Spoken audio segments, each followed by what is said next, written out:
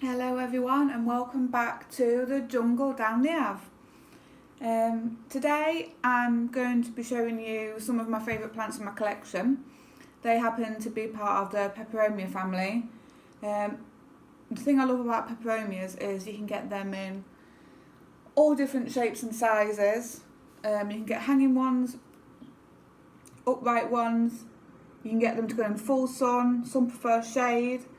So you can really get them for all areas of the home, and I'll talk through some care tips for all the Pepperomias that I show you.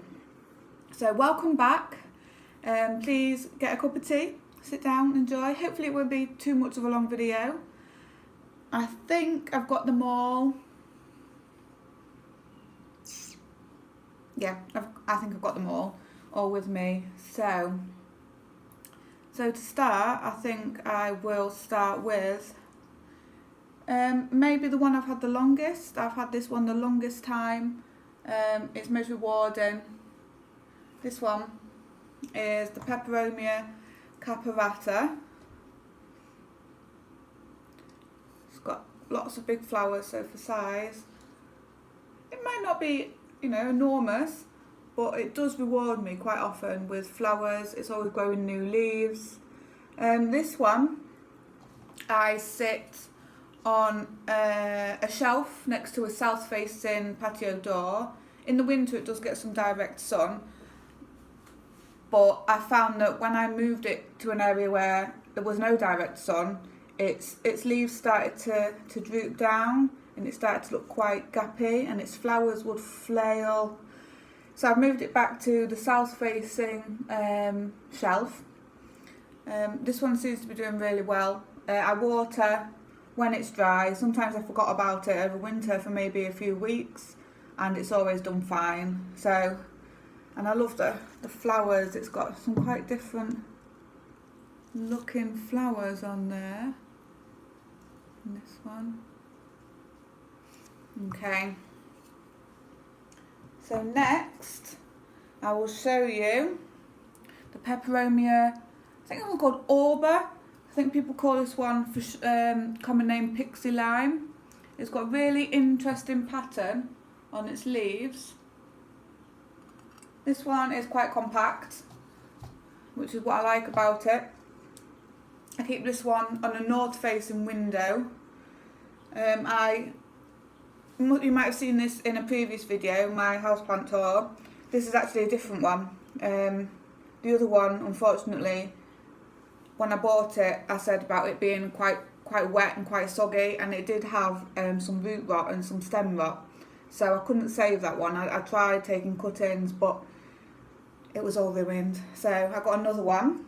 So that's Pepperomia number 2. Put that one down there. So the third one I'm going to show you would be, now I bought this one mainly because I really want a Pilea Pepperomioid. I can't find one anywhere, so this Pepperomia looks quite similar.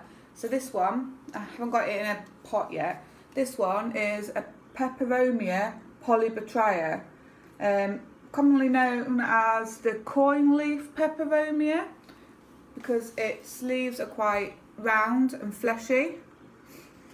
It's got quite a lot of new growth coming in the centre, and underneath it's got quite a thick fleshy stem. Yeah, I like that one. This one I keep in a south-facing kitchen, but I don't give it any direct light, so it's just got bright indirect light. It needs a good dusting every so often, otherwise I find that it's not looking its best. And we did just actually bake, so it is actually more than likely covered in flour. Yeah. Next, I will show you which one. Now this one, I don't actually know the name to this one. I could find out, but this one, very small. This one's a Pepperomia. So for size, it's very small. This one I keep on a north-facing shelf, so it gets minimal light. It doesn't really get any direct sun, and it's doing well. Water when it's stone dry. I find with all peperomias actually to water when they're dry, because otherwise peperomia are quite susceptible to root rot. As I found with my arbor when I brought it home from the shop. So that's that one. Next one is a favourite of mine. I can keep this one in full sun on a south facing windowsill.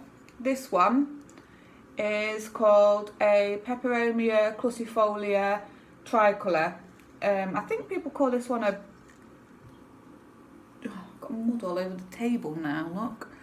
People call this one a jelly bean or a jelly or something like that, I'm not quite sure.